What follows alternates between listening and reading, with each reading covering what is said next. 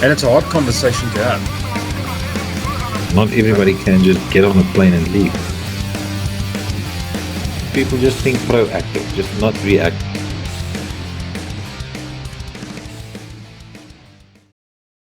Mr. Des Brown, welcome to the Fortis Impact Talk.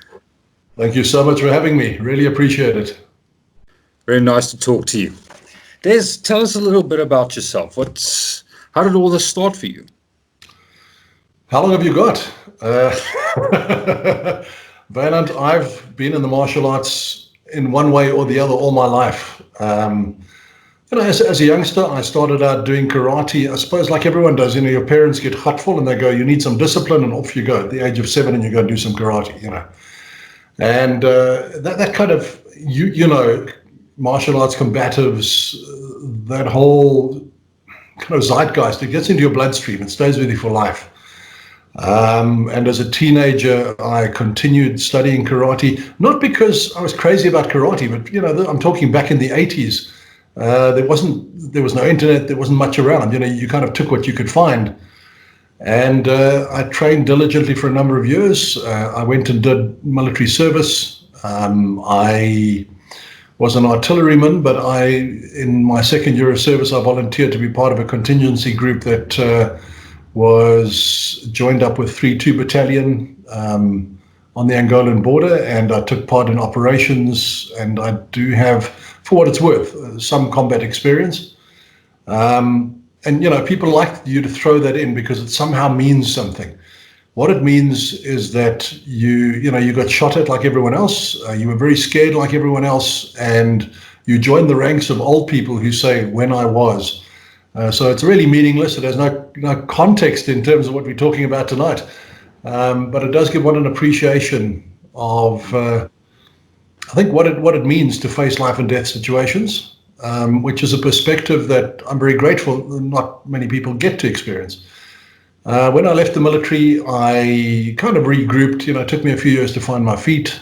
I started working, started a family, and drifted back into the martial arts. And again, back to karate, Okinawan Goju-ryu karate.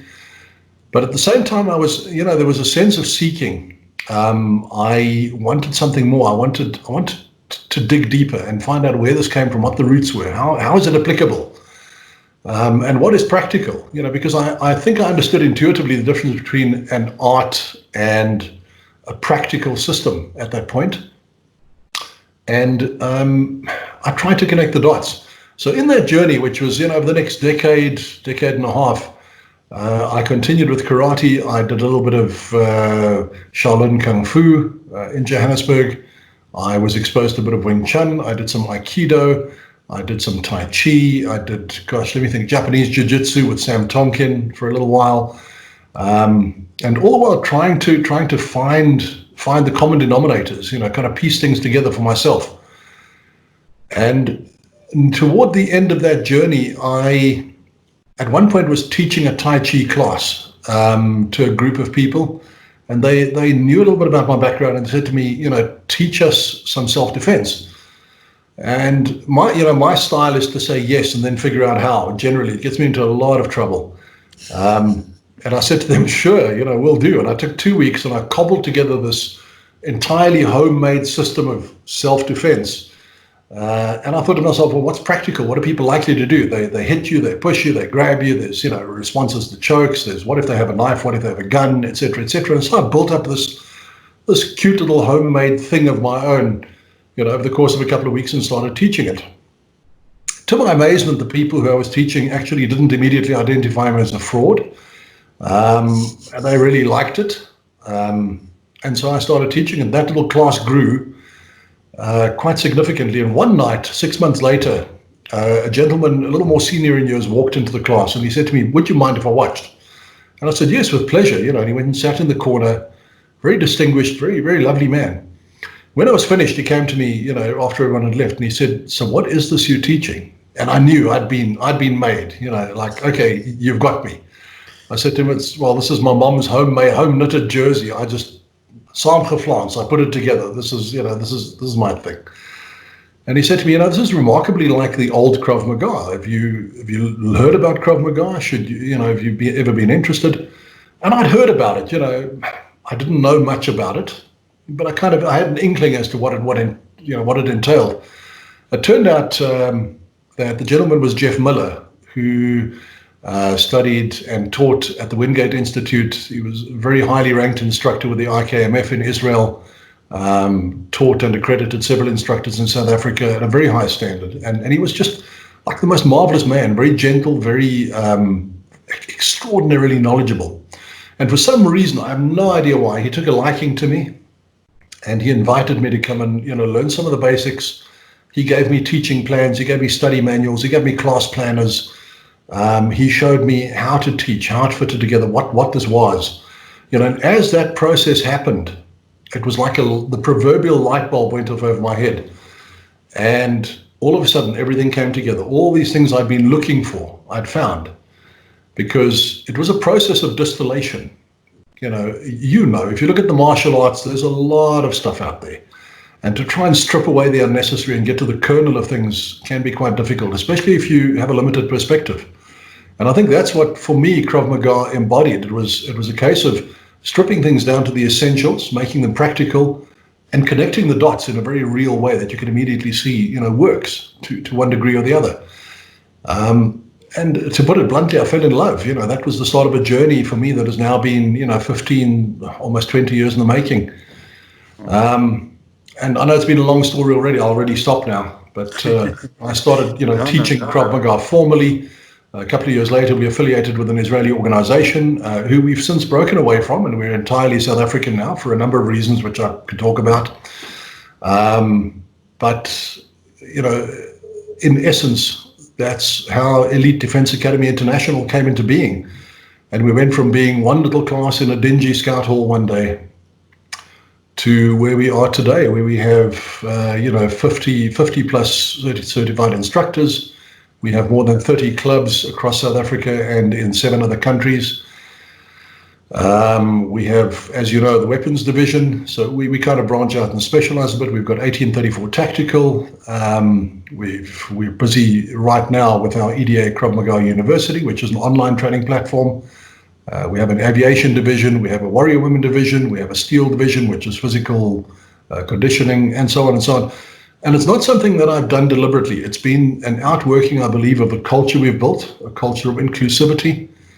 And I know it sounds like I'm boasting. I'm really not humble bragging. I'm just saying that I think that if things are done out of a sense of passion, a sense of love for what you do, then inevitably people gravitate toward that, and it turns them on. And that's been our experience.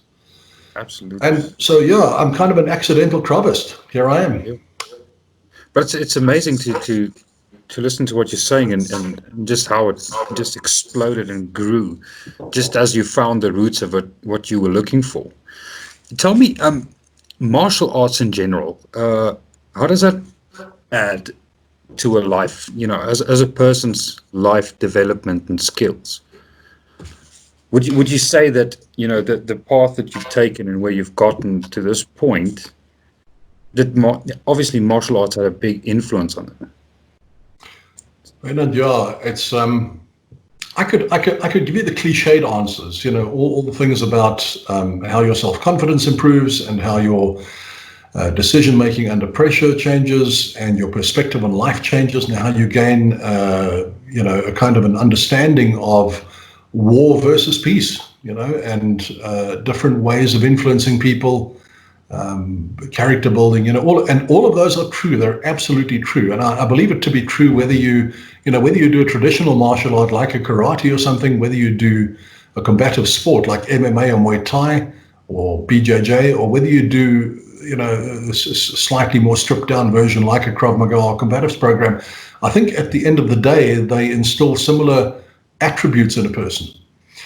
Where I think it makes a massive difference is that it teaches you a couple of things, not least of which is that the greatest enemy you'll ever face is the one between your own 2 ears. I think it's something that is obvious in all combative endeavors, but it's not usually brought to the surface. It's not usually pointed out. Whether you're a guy who does karate competitively, or whether you are an expert shooter taking part in a world-class shoot or as part of a response team kicking down doors and dealing with bad people. At the end of the day, the growth that happens to you is not just about external skill. It's about confronting the parts of yourself that hold you back. I'm talking about things like doubt and fear. And sometimes that's fear of failure and fear of success, or both. It forces you to confront who you really are. And I think it's deeply humbling. If we approach that in the right way, and if we understand it correctly, it makes us better people, because we grow more tolerant of others. We understand that not everybody thinks the same way, that we're all on our own journey, and that sometimes you can deal with people without necessarily having to hit them or kill them, to put it bluntly. I think it's something that's been a little neglected in terms of some of the more mainstream sport martial arts. You know, we see these news reports of MMA stars beating up helpless people or misbehaving and throwing things at buses, you know, that kind of nonsense. And that's, you know, I put it down to a little bit of immaturity and testosterone, and it's okay. But it does a disservice to people who look at taking up a combative sport or a combative, reality-based program, and they go, well, I don't want to be like that. If we look at the historic ideal of what it means to be a warrior, and especially if you look at the martial arts as they pertain to Asia, the Japanese and Chinese martial arts and others, there's always been a strong requirement for strength of character, for humility, and for respect. And I believe that's been built into those things for a reason. You don't, if somebody is not of sound mind, you don't want to put a gun in their hand. If they are hot-headed and are just going to shoot somebody over a road rage incident, that's not someone you necessarily want as a responsible gun owner, right? For the same reason, you don't want someone who can inflict, crippling or even lethal injury on someone, or who's going to, bring what you're doing to disrepute. And the reason I'm saying that is primarily how the martial arts and the study of combatives can change people's lives. There's a saying, it's a bit of a cliche as well, that money doesn't change who you are, it reveals who you are. And I think by the same token, study in a combative discipline also reveals to an extent who you are, but it offers you the opportunity to embark on a journey that changes who you are and become a better, stronger person. One of the tenets of the martial arts is that what we do is not for ourselves, it's for other people. It's to protect your loved ones. It's to aim for a peaceful society. Emil Lichtenfeld said the same thing about Krav Maga, so that we may walk in peace.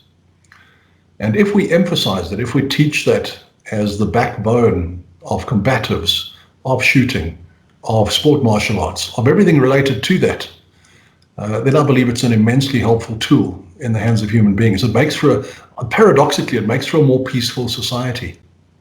Definitely. That's very true, that what you're saying. People who are armed with skill to harm, they are the ones who should bring peace. That's the whole point, right? Yeah. Hopefully. Yeah. Fantastic. You touched a little bit on Japanese and the Chinese and Korean, the Eastern work, the martial arts, and what can we learn from the history of martial arts in general to defend ourselves? Bernard, a couple of key things. One of the things we learn from history over and over again is that, I'm just trying to think of the old expression, war makes criminals, peace hangs them. History teaches us that you need to have the means to protect yourself, your family, your community, and your country. But at the same time, that needs to be balanced with skills that enable you to do so with peace as the primary goal, the preservation of life as the primary goal. One of the things that we have we call it the prime directive. It's the thing that underlies everything we teach in our system. And that prime directive is the preservation of life. It means that first of all, your goal is to preserve your own life. Your next goal is to preserve the lives of your loved ones and of those around you, should it be feasible to do so, and right down to the extent of preserving the life of your enemy, if you have the opportunity to do so and you have the choice and the luxury of doing so. Because that means that we stay focused on what is important, and that is a process of using the martial arts as a tool for engineering better human behavior. When I say martial arts, I'm talking about everything from military combatives right down to Tai Chi. So that's one thing we learn from history. If you don't do that, then ultimately it becomes something that is harmful to society. The other thing we learn from history is that in order for martial artists, combatants, soldiers, people who have martial skill to do that, they need to be well balanced. In the Eastern martial arts, they speak about the necessity of a warrior being someone who is taught and knows how to appreciate beauty, someone who is, as adept with the brush and the pen as he is with the sword, so to speak. Right. And if we don't do that, then how do we show other people the value of what we have to offer? If we don't, it then becomes an us and them thing. And I think there's a lot of that happening in the world right now, where there's a huge amount of misunderstanding. You look at the whole debacle around gun control. Call that out as one example, where people take extremely opposite ends of an opinion set. And automatically anybody who is for any kind of gun control is a liberal snowflake, and et cetera, et cetera. And anybody who is wants freedom of firearm control is automatically a redneck, flag-waving, fascist, whatever. And neither of those are necessarily true. I think it's a case of understanding what is meant by what each polarization wants. And that aside, it's a whole debate in itself.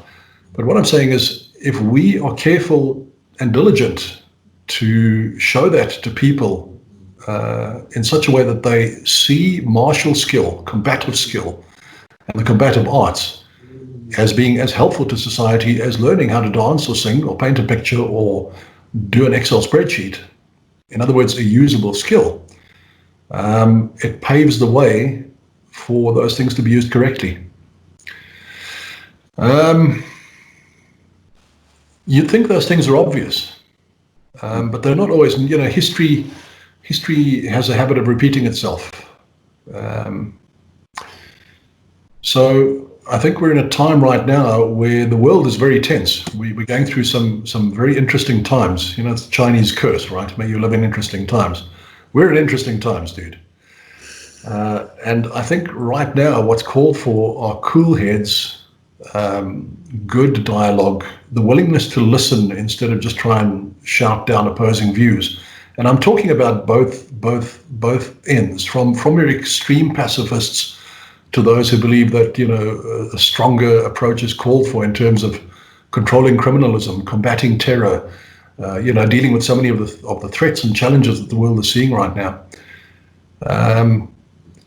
And I think that's something that history has taught us, that if we polarize, things go badly wrong. Empires fall, countries fall apart, civil wars happen, families war against each other, genocides happen.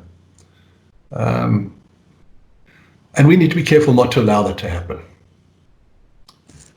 So you would say that it's, in an ideal world, if we can get everyone to practice a martial art of some kind, they will learn those distinct principles that we need to have everyone live in harmony. I believe so. I'll give you an example. Take a person, man or woman, who has never fired a handgun. They're anti-gun, they're scared of guns, and as far as they're concerned, it's like that's a thing, it's used for killing people with nothing to do with it, not in my house kind of thing. And they come and they join a self-defense class, combatives class. At some point, that person realizes, oh, hang on a second, if I'm held up at gunpoint and I'm taught a technique that enables me to successfully disarm that gunman and take the gun away from him, what do I do then? Logically speaking, if that person is not taught how to handle a firearm, they're then as great a threat as the criminal was, maybe a greater threat because they could shoot somebody innocent or hurt themselves. Yes. So part of your responsibility then as an instructor is to take that person and say, look, I'm going to teach you how to use this firearm safely and responsibly, so that if you do wind up disarming a criminal, you're not going to hurt anyone else. You understand the legal implications. You're not going to trigger the police into doing something, odd if they arrive. And so that you understand the context in which you are handling this tool in your hands. So you toddle them off to the shooting range. They learn the basics of safety, legalities, handling, how it works, what it is, etc., etc. And sure enough, at some point, another little light bulb goes off. And there's a point of understanding. They go, you know what, this isn't the horrible thing that I thought it was. It's not the tool of genocide. It's a tool that can be used to protect me against the bad guy as well. And because it's done in a way that opens that conversation, that makes them understand why it is you want them to understand this, suddenly they're very open to the idea. And next thing you know, they're very pro-gun ownership, which doesn't mean that they do turn into some kind of radical on one side or the other. It means that there's a healthy understanding that everything has its place. We live in a universe of polar opposites. There's creation, there's destruction, there's maintenance. It's a cycle. And sometimes you have to have your hand on both of those in order to be a balanced human being. Yes, absolutely. Well said. Yeah, so it teaches that sense of responsibility. I believe it does. If you are aware of the fact that you carry the power in your hands, in your words, to affect or hurt other people, does it not make sense to concomitantly carry the responsibility to use those things wisely? Because if you don't, you could wind up hurting a loved one or yourself as easily as you hurt someone else. And this is a lesson that I think people sometimes learn the hard way. In my half a century on this earth, I've seen some martial arts, or martial artists, should I say, suffer some terrible tragedies, personal and public, as a result of ego, as a result of not understanding the need for that balance. I think it's vitally important. People, there's an old saying that hurt people hurt other people. Think about why a criminal attacks you, or wants your car, or wants your watch, or wants to, whatever. It's because of some pain that he's feeling inside. The pain may be because he perceives a historic injustice, because of something he's read or understood to a certain degree. It may be because he's impoverished, and in his mind, he's been hard done by, you're the lucky guy who has the luxury car, and damn it, he wants the car because life is not fair. He has no other way of getting that thing. He doesn't have the intellect or the capacity or possibly the opportunity to work for it, to earn it, to understand how to do that. All he has at his disposal is a kind of a hatred and a gun in his hand, and so he'll take your car, and in the process he may shoot you. Yes, what he does is terribly wrong, but we also need to understand why he's doing that. And I believe that comes down to every aspect of human behavior. If we understand that, I want to put this bluntly, he's doing that because he feels helpless. People lash out, people fight when they feel helpless, when they feel enraged. Anger is a symptom of fear. The guy who gets out of his car because you've cut him off on the highway, yes, he's angry, but he's also afraid. He's afraid of what he's feeling. It has an impact on his ego, on his sense of self-worth. He's just, been told off by his boss. He's had a fight with his wife on the phone. He's aware of the fact that his job may be, on the line because of the COVID crisis, whatever it is. And all of that fear wells up inside of him. All of that frustration wells up inside of him. And now he's going to get out of his car and he's going to take it out on you. When you teach people a martial art, I'm using that term very broadly. When you teach them personal power in a physical sense, it translates to personal power in a psychological sense. And when people are empowered, some of that fear starts dissipating. They feel like they have control over their lives. Psychologists tell us that, there are two locuses of control. There's the internal locus of control. In other words, the things inside of me that I can control, my responses to other things, the things that I can immediately affect, and things outside of my locus of control. And right now, so many things in the world are outside of our locuses of control, or loci of control. We feel helpless, political situations, pandemics, you name it.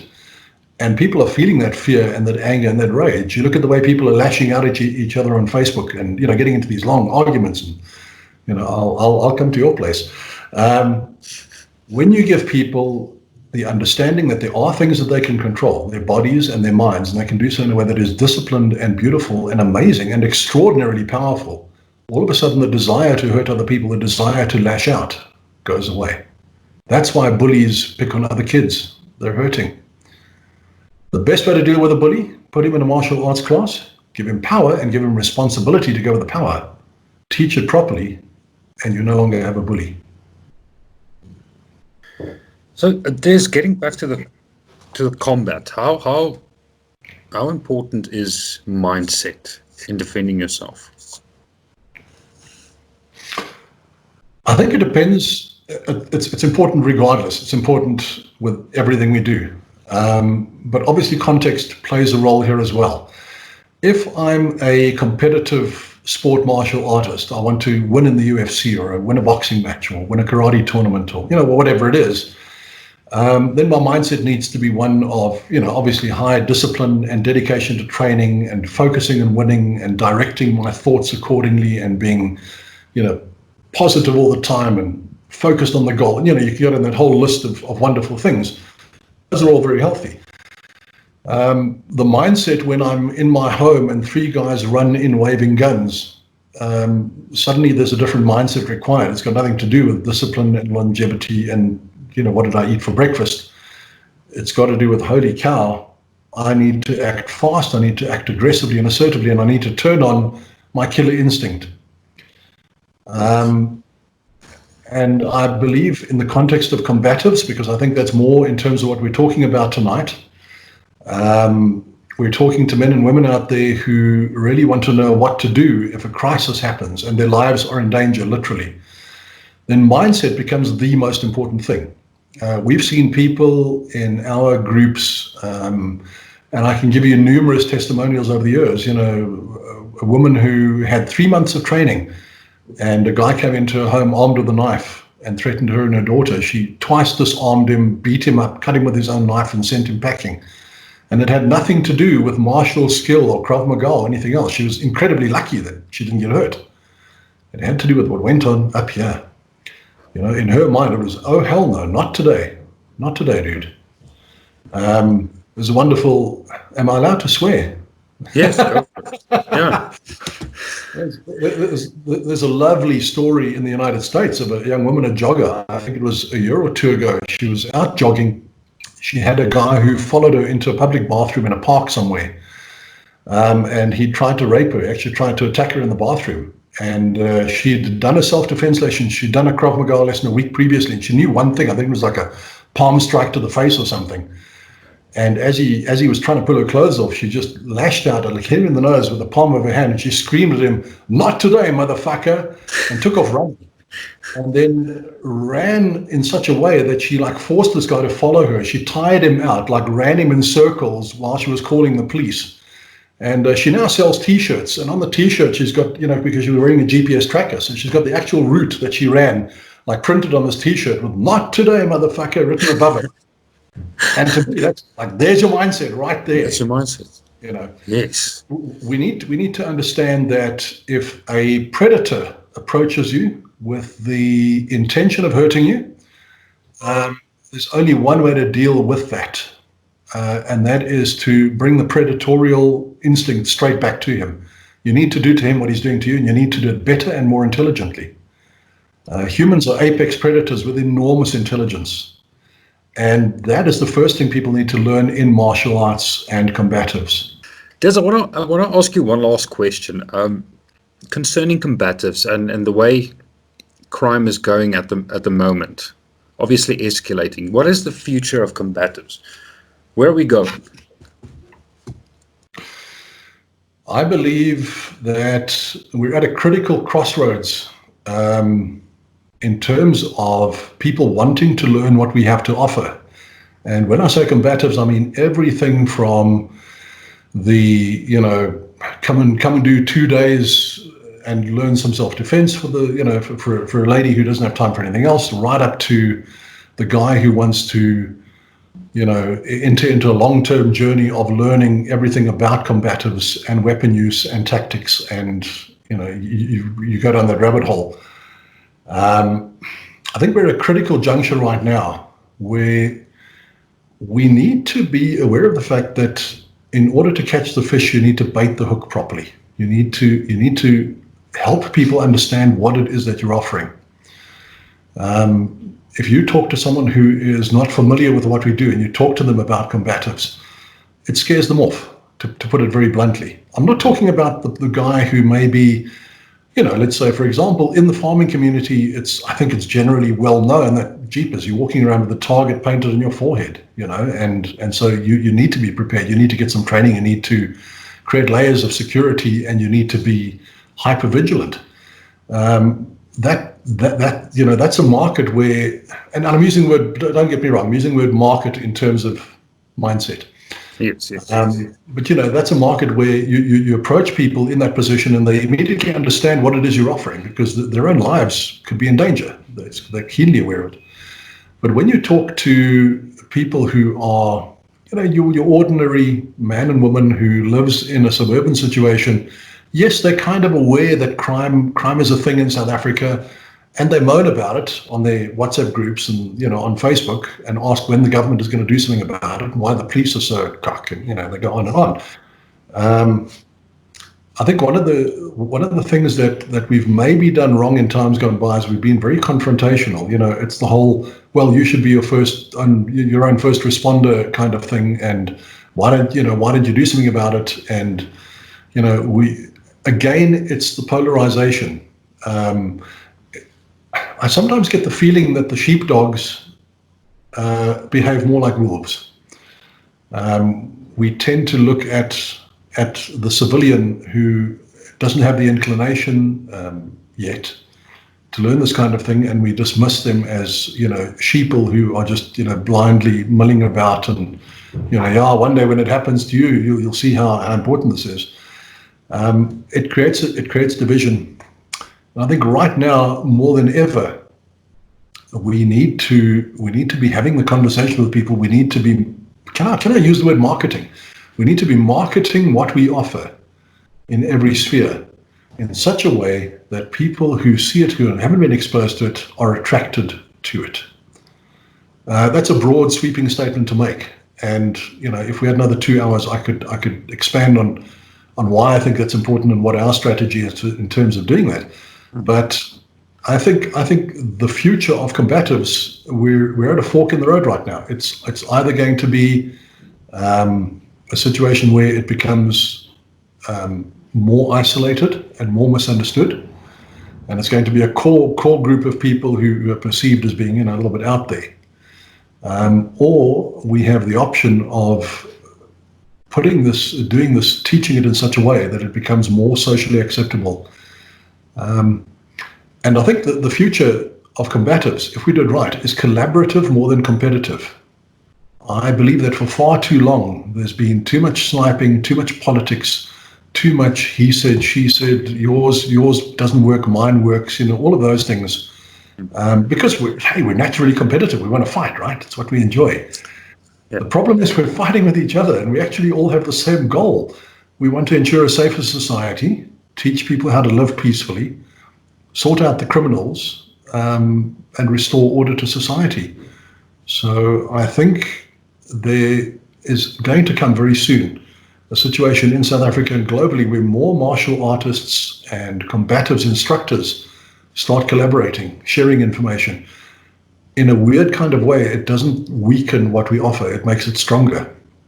And if I look at the way, if I can just say that, the way Fortis has approached this has been fantastic. It's been amazing. I think it's a brilliant initiative to create a platform where there's dialogue, where people can share knowledge and ideas. I know that my little bit of chat tonight has been largely philosophical. There's nothing practical or useful. But think of it as an overview. And I think what you guys are doing is absolutely brilliant. It lays the foundation and teaches other people to do the same thing. What you're doing right now is where the future lies for combatives. Excellent. Thanks so much. Absolute pleasure. That's kind of the mission at this point, to just get everyone, funnel everybody's information into one platform, get it out there, get people to understand how necessary this is. Well, I have no doubt that it's going to be tremendously successful, and I know for a fact that there are a lot of other groups and organizations looking at what you guys are doing and nodding and going, you know what, these guys are on the right track. Maybe we need to change the way we think. Yeah, be the change you want to see, right? I think that's what you guys are busy doing, and you're doing it in a way that is very intelligent and is working very, very well. Well, thanks very much. I'm glad that it's the message is getting out there. I think that's the most important thing. Is just just bringing information to people, and whoever, it might be one person in 150 that sees a video, gets something out of it. But that's one person whose mindset will then be changed. Yeah, and potentially one life that is saved. The seeds that are planted. 10 years from now, the landscape's going to be very different. And those who think that way, those who think the way you're thinking, are going to be the leaders. Yeah, well, let's hope that we can have an impact. Let's just really hope, to make an impact in the world, as you said, because we're all martial artists at the end of the day. That's the core of where we started. And like you said, those fundamentals are laid within you. So I think naturally we're all just trying to make the world a better place. Yeah, if we approach it the right way, if we have the right intention, that's what it comes down to. If we have the right intention, then that spills over into what we do, what other people perceive, and whether they accept what you have to offer or not. Because at the end of the day, people, it's like buying a car. You buy based on purely on emotion. You go into the dealership, you look at the car, you go, yo, I'd look good in that thing. You sit in, you smell the leather seats, and the sales lady strokes your shoulder and tells you how macho you look in the car, and you can't do the transfer fast enough. You go home and you've got to explain to your better half why you spend so much money on the car. And so all of a sudden it's about, well, it has this much torque and it's got these safety features, it's got da-da-da-da. It's got nothing to do with it. You bought it because you liked it, because it made you feel good. Yes. And if we present what we have, which is enormously valuable, in a way that helps people understand that it will add value to their lives and the way they feel about themselves, then that changes society. It brings people in, and those barriers just disappear like mist. Absolutely. Des, thank you very much for your time. I really appreciate it. We will definitely get you onto the show again to share some of your extensive knowledge of self-defense and combatives with us. But Anytime. for tonight, I'd just like to thank you. Thank you very much. Hello. Only a pleasure. I see you've got your assistant there. Say hello, Freedom. Say hello. Hello. So I should be sleeping. Hello, Jong. What's he? So ek moet eintlik slaap. Yeah, that probably makes three of us, eh? That's great.